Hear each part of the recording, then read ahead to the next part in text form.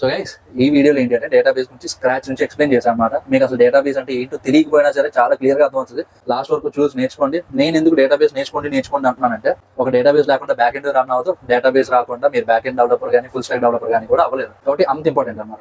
ఇది ఒక మొదటగా అనుకోండి, మీరు ఒక ఫుల్ స్టాక్ డెవలపర్ అవ్వడానికి లేకపోతే ఒక బ్యాక్ ఎండ్ డెవలపర్ అవ్వడానికి. అండ్ ఈ వీడియో మీ ఫ్రెండ్స్ కి కూడా షేర్ చేయండి. అండ్ ఈ వీడియోలో వాడిన పీపీటీ ఆల్రెడీ వీడియో రిలీజ్ అయ్యే టైంకి మన టెలిగ్రామ్ ఛానల్ సెండ్ చేస్తూ ఉంటాం. కాబట్టి ఆ ఛానల్ జాయిన్ అయ్యి డౌన్లోడ్ చేసుకోండి. అండ్ మీలో చాలా మందికి తెలుసు, బట్ కొత్త వాళ్ళకి చెప్తున్నా, ఇలాంటి వీడియో నా దగ్గర వీక్ ఒకటి వస్తుంది. ప్రతి వీడియో మీకు ఒక కొత్త స్కిల్ నేర్పిస్తుంది. కాబట్టి ఛానల్ సబ్స్క్రైబ్ చేసుకోండి, మీ ఫ్రెండ్స్ కి షేర్ చేయండి.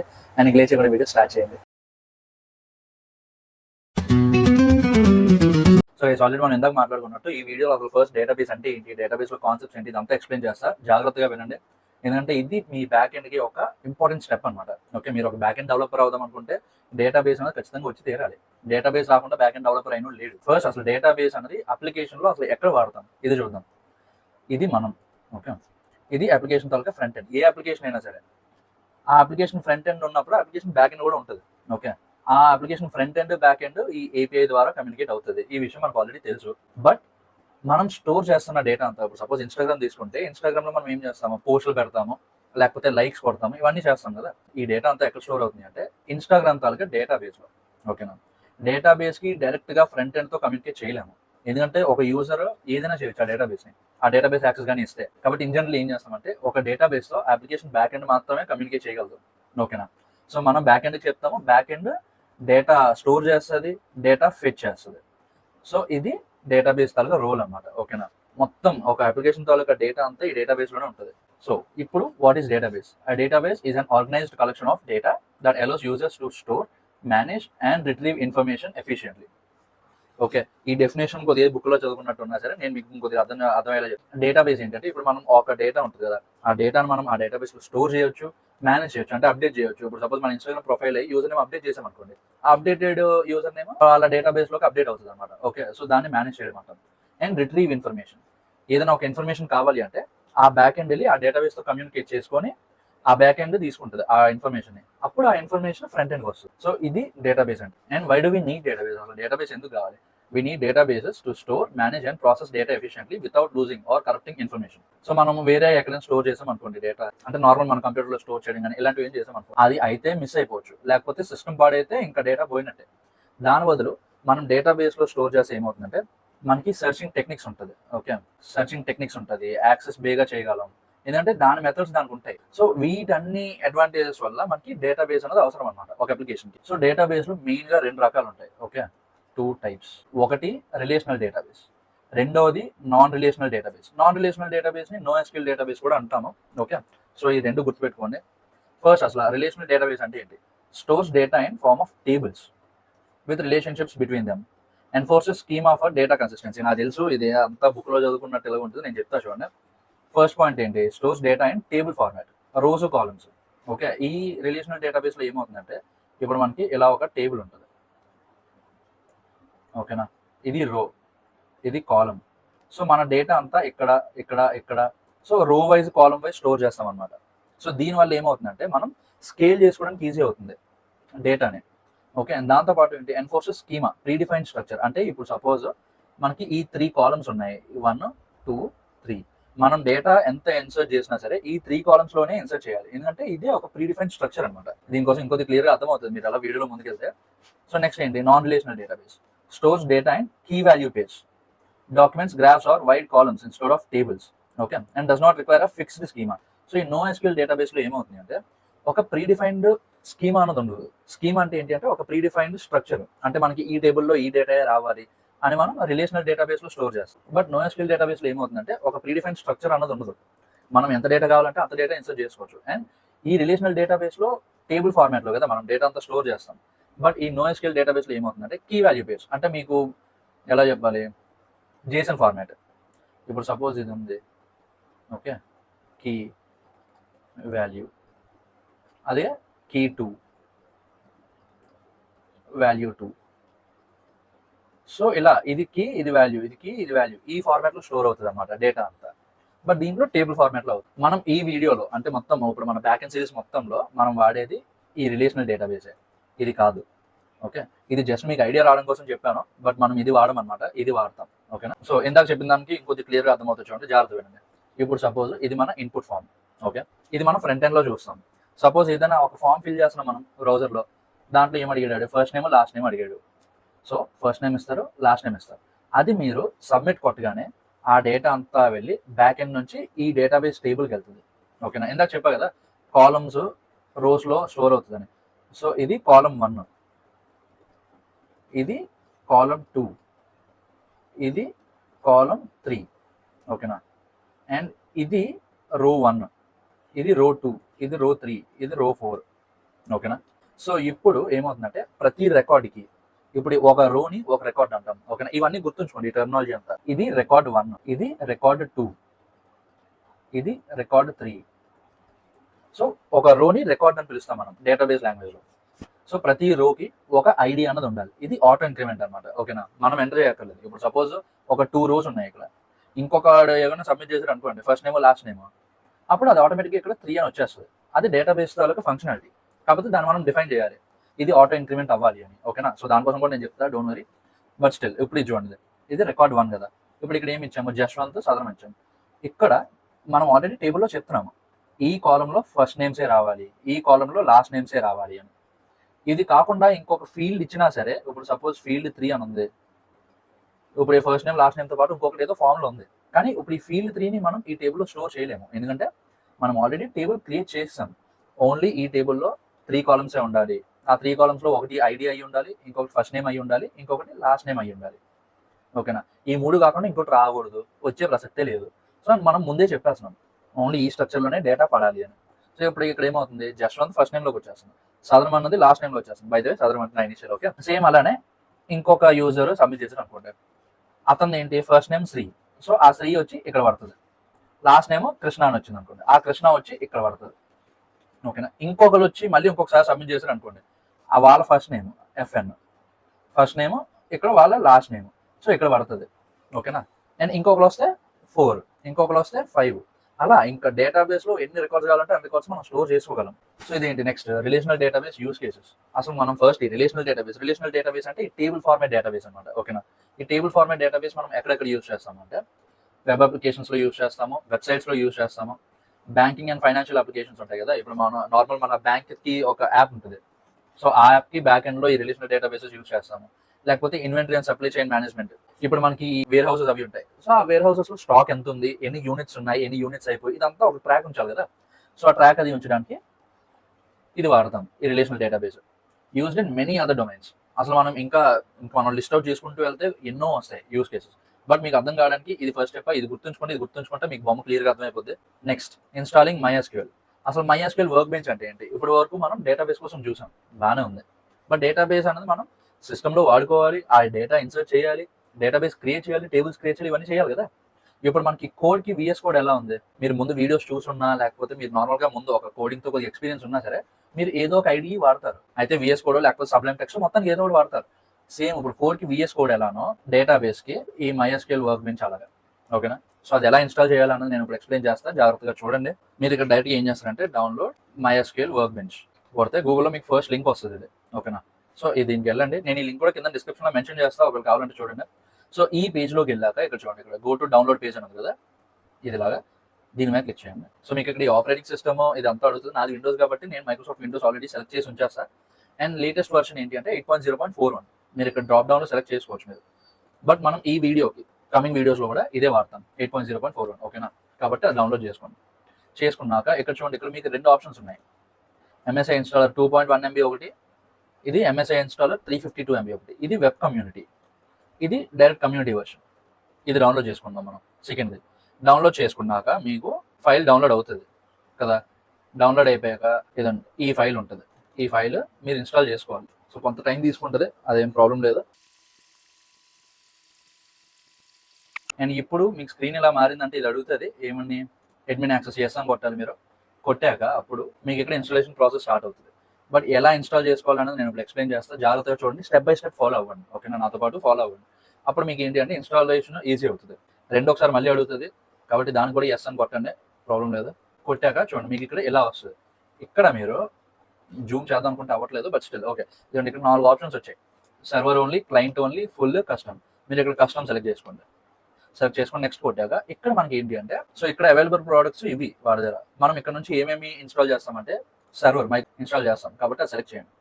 ఇది సెలెక్ట్ చేసి ఇక్కడ చూసారా ఇది left right okay right arrow. So ఆ రైట్ యారో క్లిక్ చేస్తే అవైలబుల్ ప్రోడక్ట్స్ నుంచి ప్రోడక్ట్స్ టు బి ఇన్స్టాల్లోకి మీకు ఆ పేరు కనిపిస్తుంది. ఫస్ట్ టైం ఇన్స్టాల్ చేసా ఒక 2 years బ్యాక్ 3 years బ్యాక్. హింస మామూలు హింస అవ్వలేదు నాకు. ఆ యారోస్ ఎందుకు ఇచ్చాడో తెలియలేదు, ఏమవుతుందో తెలియలేదు. కాబట్టి మీకు ఇంకొద్ది క్లియర్గా ఎక్స్ప్లెయిన్ చేస్తాను మీకు ఆ సిచ్యువేషన్ రాకూడదని.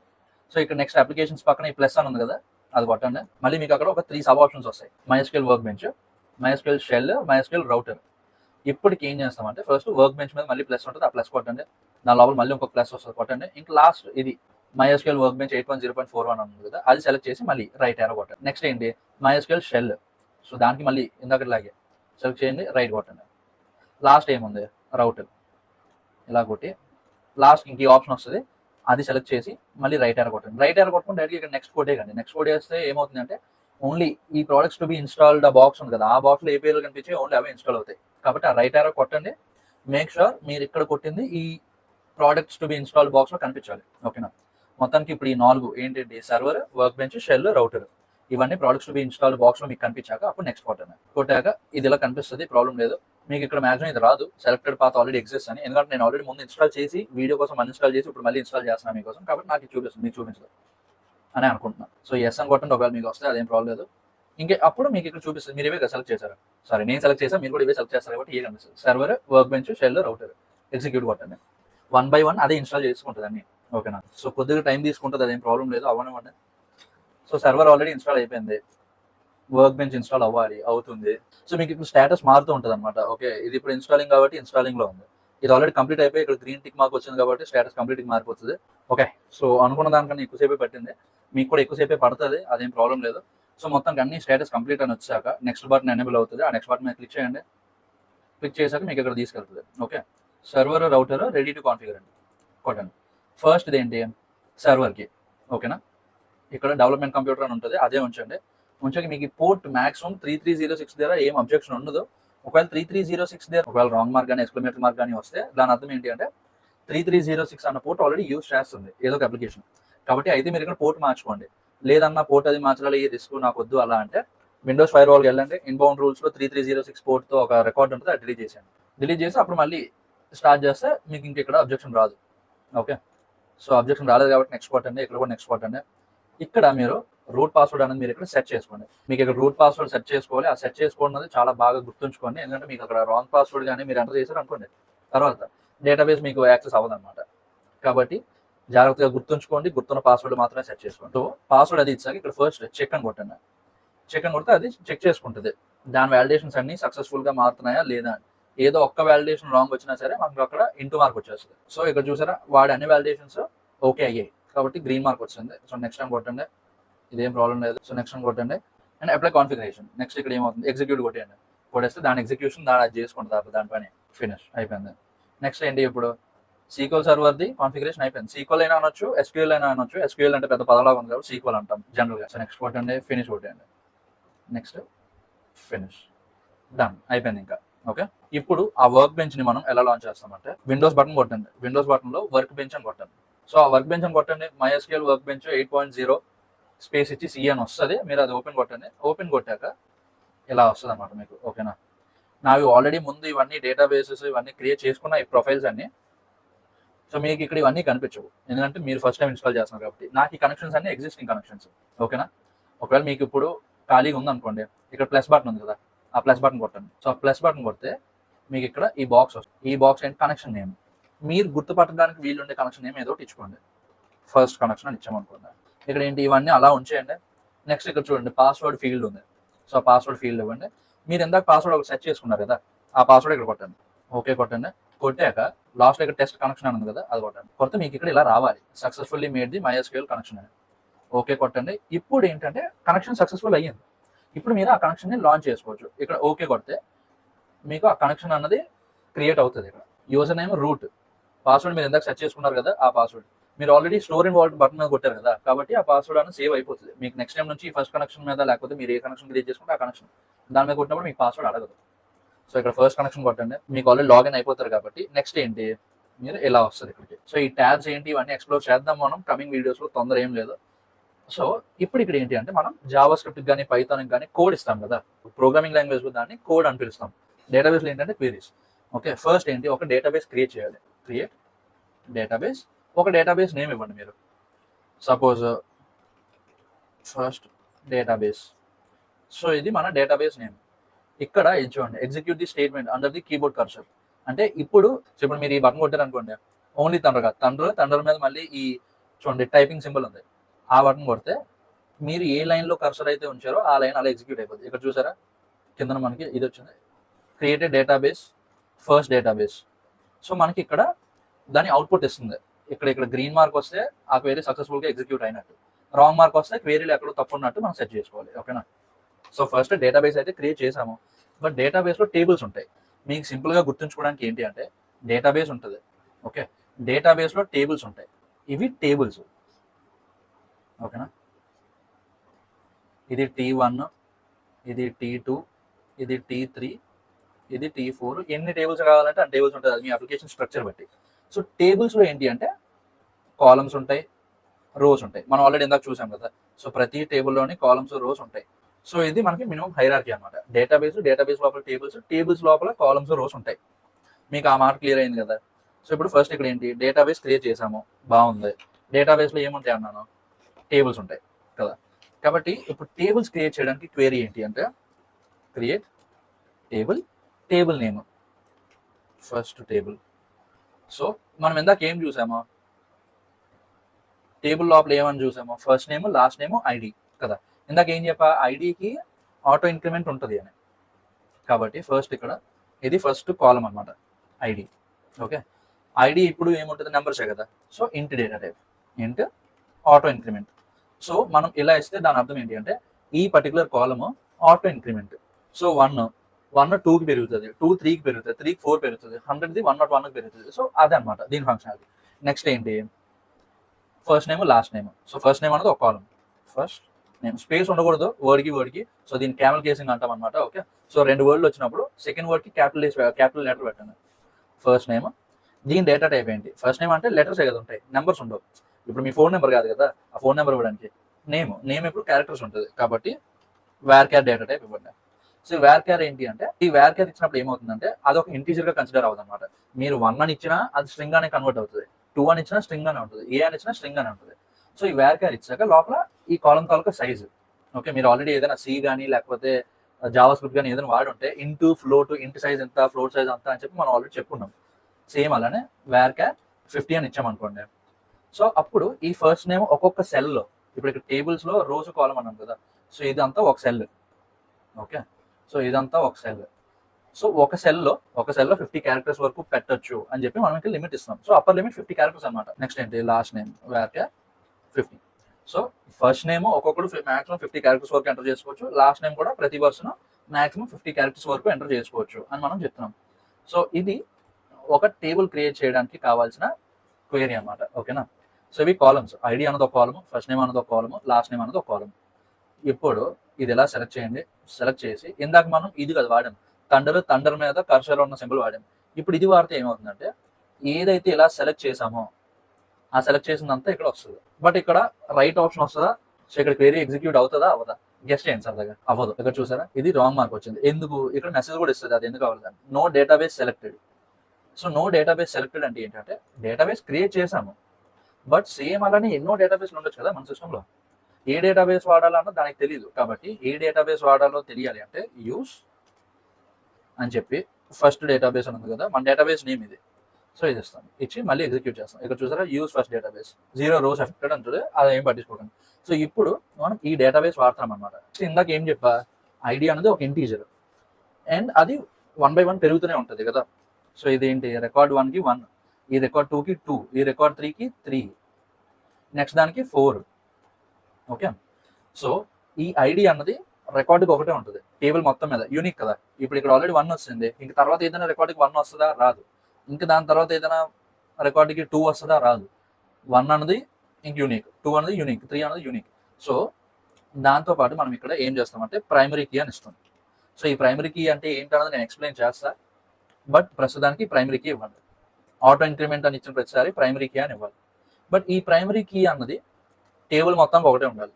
అంటే ఇక్కడ ప్రైమరీ కీస్ ఇక్కడ ప్రైమరీ కీ ఇవ్వలేము మనం. సో దానికోసం ఇన్ డీటెయిల్ గా నేను ఎక్స్ప్లెయిన్ చేస్తా ఇప్పుడు ఈ వీడియోలో. చూడండి, ఇచ్చాం కదా, ఇప్పుడు ఇది కొడితే ఆల్రెడీ ఇది ఇలా సెలెక్ట్ చేసాం కాబట్టి ఫస్ట్ ఓన్లీ థండర్ ఉంది కదా, ఆ ఐకన్ మీద కొడితే ఓన్లీ ఈ కోడ్ లైన్ 4 to 8 వరకు ఉన్న క్వెరీ మాత్రమే ఎగ్జిక్యూట్ అవుతుంది. సో ఇక్కడ చూసారా, క్రియేట్ టేబుల్ 1 అంటే ఇది మనం ఎగ్జిక్యూట్ చేసిన కమాండ్, ఇది మనం ఎగ్జిక్యూట్ చేసిన క్వెరీ. అండ్ ఇక్కడ మెసేజ్ లో ఏంటి అంటే 0 rows ఎఫెక్ట్, ఇది పట్టించుకోకండి. ఇక్కడ గ్రీన్ మార్క్ వచ్చిందా రెడ్ మార్క్ వచ్చిందా అది మాత్రమే మీరు పట్టించుకోండి. గ్రీన్ టిక్ మార్క్ వచ్చింది కదా కాబట్టి టేబుల్ క్రియేట్ అయిపోయినట్టు. ఇప్పుడు ఏంటి, ఈ టేబుల్లో మనం డేటాని ఎలా చూస్తామంటే select star from table name, ఇది మన టేబుల్ నేమ్ కదా, సో టేబుల్ నేమ్ ఇచ్చుకోండి. సో ఈ క్వెరీ ఏం చేస్తుందంటే ఫస్ట్ చూద్దాం ఎగ్జిక్యూట్ చేశాక. సో ఈ పర్టికులర్ క్వెరీ ఉంది కదా, ఈ పర్టికులర్ క్వెరీ ఏం చేస్తున్నాయి అంటే ఈ టేబుల్ నుంచి ఈ ఫస్ట్ టేబుల్ అన్న టేబుల్లో ఎంత డేటా ఉందో అంత డేటా మనం ఇక్కడ డిస్ప్లే చేయాలనుకున్నాం. సో సెలెక్ట్ స్టార్, స్టార్ అంటే మొత్తం ఎవ్రీథింగ్ అనమాట, ఓకేనా, ఎవ్రీథింగ్ ఫ్రమ్ ఫస్ట్ టేబుల్. కాకపోతే ఇక్కడ ఎవ్రీథింగ్ అని వాడము, స్టార్ అన్నది వాడతాం. So select star from first table అంటే ఈ టేబుల్లో ఎంత డేటా ఉంటే అంత డేటా సెలెక్ట్ చేసి నాకు డిస్ప్లే చూపి అని చెప్పి ఈ క్వెరీ అర్థం అనమాట. సో ఇలా చేసాము.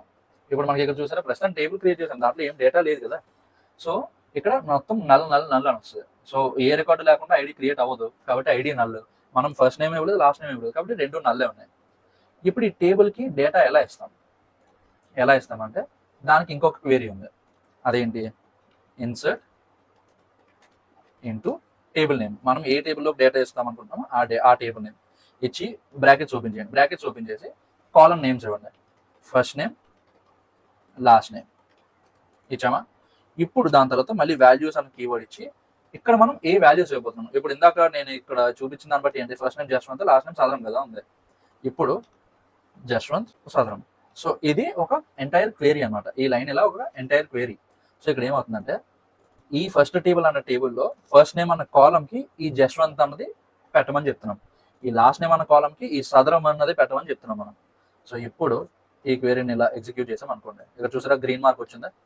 ఇప్పుడు సేమ్ అదే మళ్ళీ చెప్తున్నాం, ఫస్ట్ టేబుల్ అన్న టేబుల్లో ఎంత డేటా ఉందో అంత డేటా సెలెక్ట్ చేసి నాకు చూపియండి. ఇప్పుడు ఇక్కడ చూసి ఎందాక చూసారా ఫస్ట్ లో అంతా నల్ అని వచ్చింది. ఇప్పుడు నెక్స్ట్ నేమ్ వచ్చింది ఐడి 1 వచ్చింది, ఎందుకంటే ఆల్రెడీ రికార్డ్ క్రియేట్ చేసాం కాబట్టి. ఇప్పుడు ఫస్ట్ నేమ్ లో జస్వంత్ ఇచ్చాం, లాస్ట్ నేమ్ లో సదరం ఇచ్చాం. అదే ఇప్పుడు సదరం అని ఇచ్చి ఇక్కడ జస్వంత్ అని ఇచ్చాను అనుకోండి. ఇప్పుడు నెక్స్ట్ ఏమవుతుంది అంటే డేటా ఇన్సర్ట్ అవుతుంది, బట్ ఏమవుతుంది ఇక్కడ ఈ ఫస్ట్ నేమ్ ప్లేస్ లో ఈ సదరం అన్నది ఇన్సర్ట్ అవుతుంది, ఎందుకంటే ఈ ఫస్ట్ నేమ్ కాలం కదా మనం ఈ వాల్యూ ఇచ్చాం, లాస్ట్ నేమ్ కి జస్వంత్ అన్నది ఇన్సర్ట్ అవుతుంది. సో ఇది మీరు ప్లేస్ కరెక్ట్ గా ఉంచాలన్నమాట. ఫస్ట్ నేమ్ ఏది కావాలో అది ఫస్ట్ ఇవ్వాలి, లాస్ట్ నేమ్ ఏది కావాలో అది లాస్ట్ లో ఇవ్వాలి. అండ్ అలాగే ఇక్కడ ఇంకొకటి వాల్యూ ఉందనుకోండి, ఇంకో కాలం ఇచ్చారు అనుకోండి, అప్పుడు బ్రాకెట్ పెట్టి ఇక్కడ కాలం ఇస్తారు, కాలం 3 అని.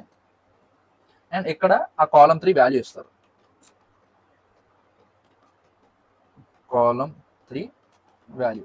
మనం ఎందాక చెప్పుకున్నాం గుర్తుందా, టేబుల్ అనేది ప్రీ డిఫైన్డ్ అని. సో ఇక్కడ మనం ఏం చెప్పాము, ఈ ఫస్ట్ టేబుల్ అనే టేబుల్లో ఓన్లీ ఫస్ట్ నేమ్ లాస్ట్ నేమే రావాలని. బట్ మనం ఇక్కడ ఏం చేసాం, కాలం 3 అని ఇచ్చాము, అసలు కాలం లేదు, బట్ కాలం 3 అని ఇచ్చాము, కాలం 3 కూడా వాల్యూ ఇచ్చాను.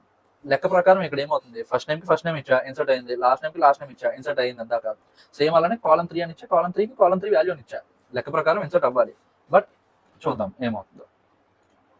ఇక్కడ చూసారా రాంగ్ మార్క్ వచ్చింది, ఎందుకంటే ఇక్కడ చూడండి unknown column 3 in field list. So దీన్ని ఫీల్డ్ లిస్ట్ అంటాం అనమాట.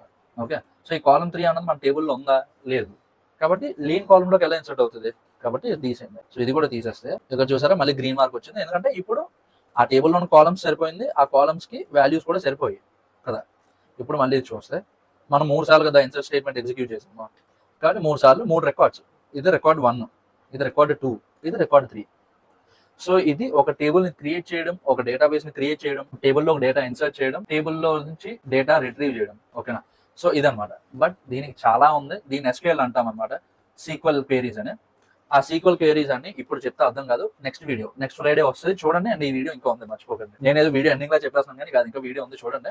ఓకే, బట్ SQL క్వెరీస్ అవి నేర్చుకోవాలనుకుంటే నెక్స్ట్ వీడియో కూడా చూడండి. అండ్ దాంతోపాటు నా వీడియోస్ మీకు రావాలని సబ్స్క్రైబ్ చేయండి, కలిసి నేర్చుకుందాం. సో ఇదేంటి MySQL వర్క్ బెంచ్ ఎగ్జిక్యూషన్, ఇది కూడా అయిపోయింది. ఇప్పుడు అదే చూసాం మనం వర్క్ బెంచ్ లో. అండ్ లాస్ట్ వచ్చి ఈ వీడియోకి ఎంటిటీ రిలేషన్షిప్ డయాగ్రామ్స్. రిలేషన్షిప్స్ అంటే స్టాటస్, సింగిల్, మింగిల్ ఇవి కాదు. రిలేషన్షిప్ డేటాబేస్ లో ఇంకోటి ఉంటాయి. ఆ రిలేషన్షిప్స్ తెలియాలంటే దానికన్నా ముందు అసలు ER డయాగ్రామ్ అంటే ఏంటో తెలియాలి. సో ER డయాగ్రామ్ ఏంటి అంటే ఫస్ట్ అసలు ఇక్కడ స్టేట్మెంట్ చదువుతాం, An ER diagram visually represents the structure of database by showing the entities, attributes and relationships between them. So this simplify చేసి మీకు ఎక్స్ప్లెయిన్ చేస్తా. సో ఈ ఈఆర్ డయాగ్రామ్ ఏంటి అంటే లెట్స్ సే మన డేటాబేస్లో ఇందాక ఏం చెప్పాను, డేటాబేస్లో టేబుల్స్ ఉంటాయి కదా. సో ఇది టేబుల్ 1 అండ్ నెక్స్ట్ ఇది టేబుల్ 2 అండ్ నెక్స్ట్ ఇది టేబుల్ 3. ఓకేనా, ప్రతి టేబుల్లోనే రోస్ కాలమ్స్ ఉంటాయి కాబట్టి గీయండి, ఇక్కడ గీయండి. ఓకే, సో ఇది T1, ఇది T2, ఇది T3. ఇది సరిపోయింది కదా, ఇక్కడ వరకు అర్థమైంది కదా. సో ఏంటి visually represents the structure of database. మనకి ఇక్కడ ఒక ఐడియా వచ్చిందా, ఈ డేటాబేస్లో 3 టేబుల్స్ ఉన్నాయి అని. Okay, by sowing the entities అంటే టేబుల్స్. ఇక్కడ చూడండి, ఎంటిటీస్ అంటే టేబుల్స్. అట్రిబ్యూట్స్ అంటే ఆ టేబుల్లో ఉన్న కాలమ్స్. ఇప్పుడు మనం ఇందాక చూసుకుంటే ఇది ఒక అట్రిబ్యూట్, ఇది ఒక అట్రిబ్యూట్, ఇది ఒక అట్రిబ్యూట్ అండ్ ఇది ఈ డేటాబేస్ టేబుల్ అనేది ఒక ఏంటిది ఎంటిటీ. సో టేబుల్ని ఎంటిటీ అంటాము, సో టేబుల్స్ని ఎంటిటీస్ అంటాము, కాలమ్స్ని అట్రిబ్యూట్స్ అంటాము. ఈ రిలేషన్షిప్స్ ఏంటి అంటే ఒక టేబుల్ ఇంకొక టేబుల్కి కనెక్ట్ అయ్యి ఉంటుంది. ఓకే, అది ఎలా కనెక్ట్ అవుతుంది ఇదంతా నెక్స్ట్ వీడియోలో ఇంకొద్ది క్లియర్గా ఎక్స్ప్లెయిన్ చేస్తాను, ఎందుకంటే అది ఎక్స్ప్లెయిన్ చేయాలంటే క్వేరీస్ ఉండాలి దానికి. ఓకేనా, ప్రస్తుతానికి ఈఆర్ డయాగ్రామ్స్ అంటే ఈ బేసిక్ స్టేట్మెంట్ గుర్తుంచుకోండి. ఇది నాకు తెలిసి మీ MySQL ఇది మీ DBMS సబ్జెక్ట్లో కూడా క్వశ్చన్స్ ఉంటాయి ఇవన్నీ. సో మేము ఆల్రెడీ సేమ్ ఇవే క్వశ్చన్స్ ఆన్సర్స్ అవి రాసాము మా సెమిస్టర్లో, కాబట్టి మీరు కూడా గుర్తుంచుకోండి, పనికి వస్తుంది. So why ER diagrams? అసలు డయాగ్రామ్స్ ఎందుకన్నా ఈఆర్ డయాగ్రామ్స్ డైరెక్ట్ అటాక్ ఇచ్చేద్దాం డేటాబేస్ కంటే అలా అవ్వదు. ఎందుకంటే మనకు ఫస్ట్ అసలు ఆ బొమ్మ అర్థం అవ్వాలి కదా, ఏ టేబుల్ క్రియేట్ చేయాలి, ఏ టేబుల్లో ఎక్కడ ఉంటుంది, ఏ డేటా ఏ టేబుల్లో క్రియేట్ అవుతుంది, ఇదంతా మనకు ఒక క్లియర్ అండర్స్టాండింగ్ ఉంటే డేటాబేస్లోకి వెళ్ళి క్వెరీస్ ఎగ్జిక్యూట్ చేస్తాం, వస్తాయి పెడతాం, మళ్ళీ తీసుకుంటాం డేటా, అట్లా ఉంటుంది. So ER diagrams are essential in database design and planning. So మనం అదే ఒకటి మాట్లాడుకున్నాం కదా, ఒక డేటాబేస్ ఎలా పనిచేయాలి అప్లికేషన్కి అన్నది ప్లాన్ చేయడానికి, డిజైన్ చేయడానికి ఈఆర్ డయాగ్రామ్స్ ఉపయోగపడతాయి. And they help visualize the structure of database before implementation. So అసలు ఫస్ట్ ఈఆర్ డయాగ్రామ్స్ ఎలా కనిపిస్తుంది అంటే ఇది ఒక టేబుల్, దీన్ని ఎంటిటీ అంటాం. ఓకేనా, దీన్ని ఎంటిటీ 2. సో ఈ షేప్లో ఉన్నది ఎంటిటీ అంటే ఇది ఒక టేబుల్, ఆర్డర్ అన్నది ఒక టేబుల్, కస్టమర్ అన్నది ఒక టేబుల్. ఇవి అట్రిబ్యూట్స్.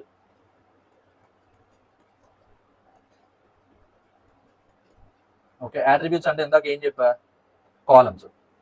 అండ్ మధ్యలో ఇది ఉంది కదా డైమండ్ షేప్లోనే, సో దీన్ని మనం ఏమంటామంటే యాక్షన్. ఓకేనా, ఇప్పుడు ఒక కస్టమర్ లెట్స్ ఏదైనా ఒక కామర్స్ ప్లాట్ఫామ్ ఉంది, అమెజాన్ ఏదో ఉంది. సో ఆ అమెజాన్ ప్లాట్ఫామ్లో ఏం చేస్తాడు, కస్టమర్ ప్లేసెస్ అండ్ ఆర్డర్ కదా. కాబట్టి ఇక్కడ యాక్షన్ ఏంటి, ప్లేసెస్, కస్టమర్ ప్లేసెస్ ఆర్డర్. కాబట్టి కస్టమర్ టేబుల్లో కస్టమర్కి ఏమున్నాయి, నేమ్, ఫోన్ నెంబరు, అడ్రస్. ఈ టేబుల్లో ఆ కస్టమర్ తాలూకు నేమ్ ఉంటుంది, ఆ ఫోన్ నెంబర్ ఉంటుంది, ఆ అడ్రస్ ఉంటుంది. ఆర్డర్లో ఆర్డర్ నెంబర్ ఉంటుంది, ఆర్డర్ ప్రైస్ ఉంటుంది, ఆర్డర్ క్వాంటిటీ ఉంటుంది, ఇంకా చాలా కాలమ్స్ ఉంటాయి. బట్ మీకు అర్థం అవడానికి ఏంటంటే ఇది సింపుల్ ఈఆర్ డయాగ్రామ్, దీన్ని ఈఆర్ డయాగ్రామ్ అంటాం. ఓకేనా, సో ఈ టేబుల్కి ఇది రిలేషన్ అనమాట. ఒక కస్టమర్ వస్తాడు, ఆర్డర్ ప్లేస్ చేస్తాడు, సో దీన్ని మనం ఎలా చెప్తాం. ఓకేనా, ఇది ఒక సింపుల్ ఈఆర్ డయాగ్రామ్. మీకు ఇంకొద్ది క్లియర్గా కావాలి, ఇంకా డెప్త్గా కావాలి అంటే ఇదిగోండి, నేను ఈ PDF నేను మన టెలిగ్రామ్ ఛానల్లో సెండ్ చేస్తాను, కాబట్టి అక్కడ జాయిన్ అయ్యి తీసుకోండి. For more info on ER diagrams click here. So మీరు ఆ క్లిక్ హియర్ బటన్ మీద కొడితే మిమ్మల్ని ఆ పేజ్కి తీసుకెళ్తుంది, ఇంకొద్ది మీరు డెప్త్గా స్టడీ చేసుకోవచ్చు ఈఆర్ డయాగ్రామ్స్ అనేది. ఓకేనా, నెక్స్ట్ ఏంటి, types of relationships in database. ఓకేనా, సో మనకి ఏంటంటే మేజర్గా 3 టైప్స్ ఆఫ్ రిలేషన్షిప్స్ ఉంటాయి డేటాబేస్లో. ఓకే, ఒకటి 1-to-1, ఒకటి 1-to-many, ఇంకొకటి many-to-many. అసలు ఫస్ట్ ఈ రిలేషన్షిప్స్ అంటే ఏంటన్నా ఒక క్లియర్గా ఎక్స్ప్లెయిన్ చెయ్యమంటే మనం ఇక్కడ ఈఆర్ డయాగ్రామ్ చూసాము, మనకి ఇక్కడ ఏంటి 2 టేబుల్స్ ఉన్నాయి, ఒకటి కస్టమర్ టేబుల్, ఒకటి ఆర్డర్ టేబుల్ కదా. ఇప్పుడు సేమ్ అదే అర్థం, ఇక్కడ ఏంటి ఒకటి కస్టమర్ టేబుల్. ఓకేనా, ఇక్కడ మీ ఐడి ఉంటుంది, ఇక్కడ మీ నేమ్ ఉంటుంది, అండ్ నెక్స్ట్ ఏం చెప్పా, ఆర్డర్స్ టేబుల్ ఉంటుంది అన్న, ఇది ఆర్డర్ టేబుల్లో ఐడి. సో ఈ ఐడి ఒకటి కాదు, ఈ ఐడి ఓన్లీ ఈ టేబుల్కే ఉంటుంది, ఈ ఐడి ఓన్లీ ఈ టేబుల్కే ఉంటుంది. ఆల్రెడీ టేబుల్ 1 ఉంది కదా, ఈ టేబుల్లో 1 ఉండకూడదు అంటే అలా అవ్వదు. ఈ టేబుల్లో 1 ఉంది కాబట్టి ఇంకొక ఏ రికార్డ్కి ఈ టేబుల్ 1 ఉండకూడదు, ఈ టేబుల్లో మళ్ళీ ఫ్రెష్గా స్టార్ట్ అవుతుంది. దీంట్లో ఏంటి, కస్టమర్ ఐడి, సిఐడి, ప్రోగ్రామ్ బాగుంటుంది, సిఐడి నేను చూసాను, సిఐడి. దీని తర్వాత ఏంటి, ఆర్డర్ నేమ్. సపోజ్ ఇవి మన కాలమ్స్ అనుకుందాం, ఇదేంటి నా కస్టమర్ ఐడి 1, జస్వంత్. 2 ర్యాండమ్ అని పెట్టాం అనుకోండి. ఇక్కడ ఇప్పుడు ఒక అమెజాన్ అంటే అది ఓన్లీ మీ వెబ్సైట్ కాదు కదా, ఎన్నో వేల మంది ఆర్డర్స్ ప్లేస్ చేస్తారు. సరే ఈ టేబుల్లోనే ఉన్నాయి అనుకుందాము ఆర్డర్స్ అన్ని, 1, 2, 3, 4. ఓకేనా, సో ఇదొక రికార్డు, ఇదొక రికార్డు, ఇదొక రికార్డు. ఇది కస్టమర్ ఐడి. ఇప్పుడు సపోజ్ నేను ఒక 2 ఆర్డర్లు పెట్టుకున్నా, ఈ 1, 2 ఈ 2 ఆర్డర్స్ నావి, సో కస్టమర్ ఐడి ఇక్కడ ఏమవుతుంది 1 అవుతుంది, ఎందుకంటే ఇక్కడ ఈ టేబుల్లో నా కస్టమర్ ఐడి ఏంటి 1 కదా. సో ఆ 1 ఇక్కడ పెట్టండి 1. ఇది ఇంకోళ్ళు ఎవరో ఈ ఆర్డర్ నెంబర్ 3 అన్నది ఆర్డర్ ఇక్కడ ఈ 2 అన్న వ్యక్తి పెట్టారు. సో కస్టమర్ ఐడి 2, ఇది కూడా 4, ఈ 2 ఈ 2 ర్యాండమ్ అన్న పర్సన్ పెట్టాడు. ఈ 2 ఆర్డర్స్ ఈ జశ్వంత్ అన్న వ్యక్తి అంటే నేను పెట్టుకున్న ఆర్డర్లు. ఓకేనా, ఆర్డర్ నేమ్ ఏదో ఒకటి R1 random 1 random 2 R3 R4.